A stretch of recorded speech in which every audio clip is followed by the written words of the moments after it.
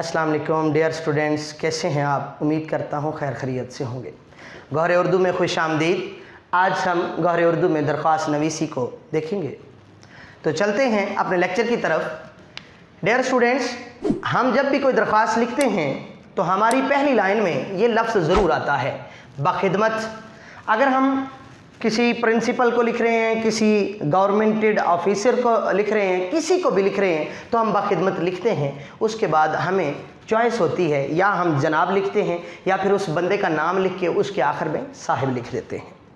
जिस जनाब को भी आपने दरख्वास्त लिखनी होती है उसका नाम आता है बाखिदमत के बाद, कि बाखिदमत जनाब प्रिंसिपल, बाखिदमत जनाब थानेदार, बाखिदमत जनाब SDO, बाखिदमत जनाब एक्सियन। किसी को भी आप, या म्यूनसिपल अथॉरिटी को, DCO को, DPO को, जिसको भी हम दरख्वास्त लिखते हैं उस जनाब का नाम आना होता है बाखिदमत के बाद। उसके बाद एक सख्ता की अलामत ज़रूरी है, इसको कॉमा भी बोलते हैं आप अंग्रेज़ी में। सख्ता की अलामत लगाते हैं कब? जिस जनाब को दरख्वास्त लिख रहे होते हैं उसके नाम के बाद। उसके बाद जिस जनाब को आपने दरख्वास्त लिखी है उसका इदारे का नाम उस कॉमे के बाद लिखते हैं।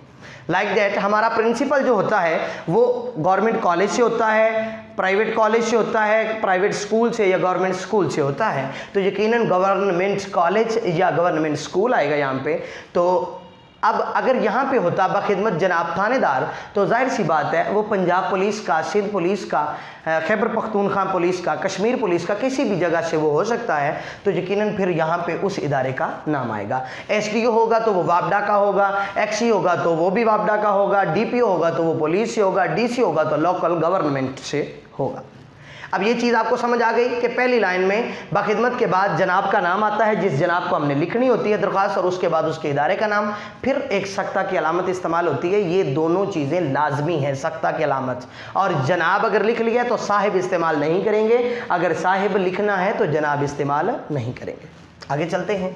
उसके बाद आपने उस इदारे की जगह का नाम लिखना होता है। आप चाहें तो यहाँ पे लाहौर, चूनिया, जो भी कुछ लिखना चाहें आप लिख सकते हैं, लेकिन एक कॉमन लफ्ज़ आप ऐसा इस्तेमाल करें जिसमें कभी आपको शक ना रहे, कोई कि पता नहीं अब मेरा ये सही होगा कि वो सही होगा। तो कोशिश करें यहाँ पे अलिफ बे जीम लिख लें और इसी तरह से लिख लें। ये ज़्यादा जो है वो एक बोर्ड के हिसाब से दुरुस्त है कि अलिफ को उसकी तलफ़ुज़ के साथ लिखा जाए और बे और जीम, और इन के साथ 3 ख़त्मे मतलब फुल स्टॉप इस्तेमाल किए जाए।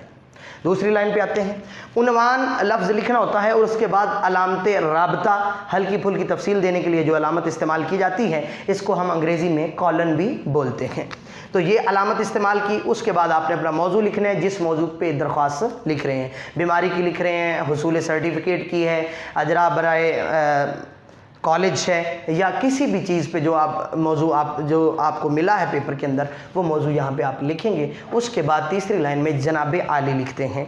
जनाब आली कोई ज़रूरी नहीं है कि राइट साइड पे नहीं लिखा जा सकता या लेफ़्ट पे नहीं या सेंटर में ही लिखना है। आप जहाँ भी इसको सेंटर में भी लिख सकते हैं। ज़्यादा मुनासिब यही है कि आप अगर आदत बन चुकी है सेंटर में तो सेंटर में लिखें। चूँकि मैं राइट साइड पे लिखता हूँ तो मैंने राइट साइड पे लिख लिया। और इसमें एक चीज़ का ख्याल करें, जनाब आली के बाद अलामत निदाइया लगाते हैं किसी को आवाज़ देने के लिए, जिसको एक्सक्लेमेटरी मार्क भी बोलते हैं या एक्सक्लेमेशन मार्क। तो ये उसके बाद जनाब आली के बाद लगाना ज़रूरी होता है। इसके अलावा अक्सर बच्चे गलती करते हैं, जनाबा आलिया या जनाबे आला यहाँ पे खड़ा ज़बर डाल देते हैं अक्सर, तो ये मुनासिब नहीं है। ये लफ्ज़ सिर्फ जनाबे आली है, इसके अलावा कोई भी लफ्ज़ दुरुस्त नहीं है इस मद में।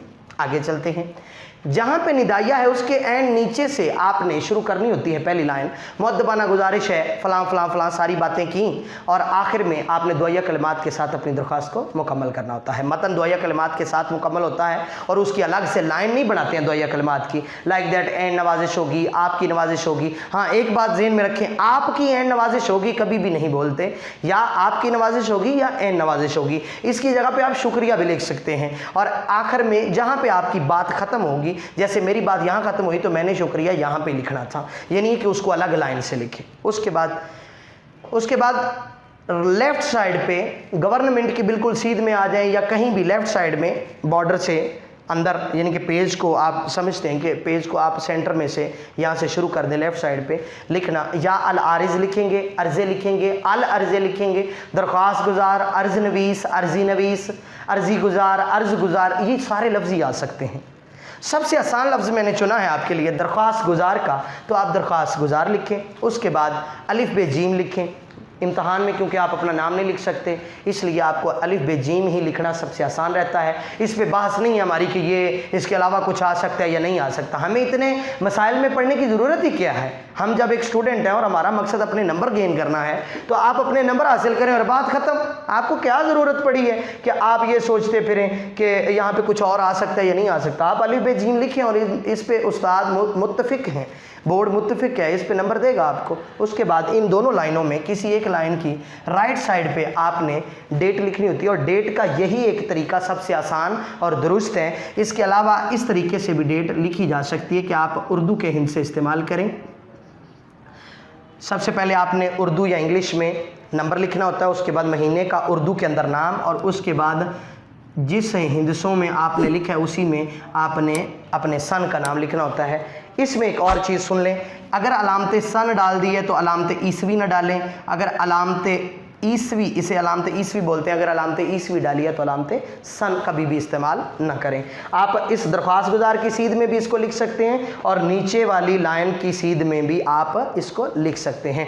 डेट दोनों तरह से दुरुस्त होगी। किसी सूरत भी आप ये ना ख्याल करें कि अगर आप अंग्रेज़ी हिंदसों में डेट लिखेंगे इस तरह से तो आपकी शायद डेट गलत हो जाएगी, ऐसा बिल्कुल नहीं है। मैं उम्मीद करता हूँ कि आपको मुकम्मल दरख्वास्त जो है उसका तरीक़ाकार समझ आ गया होगा।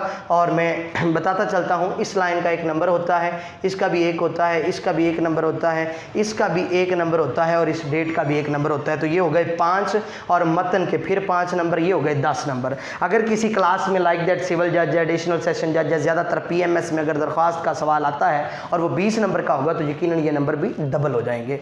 मैं उम्मीद करता हूँ आपको इस लेक्चर से फ़ायदा होगा। अगले लेक्चर में मिलते हैं, तब तक के लिए इजाज़त दीजिए। अल्लाह के बाद।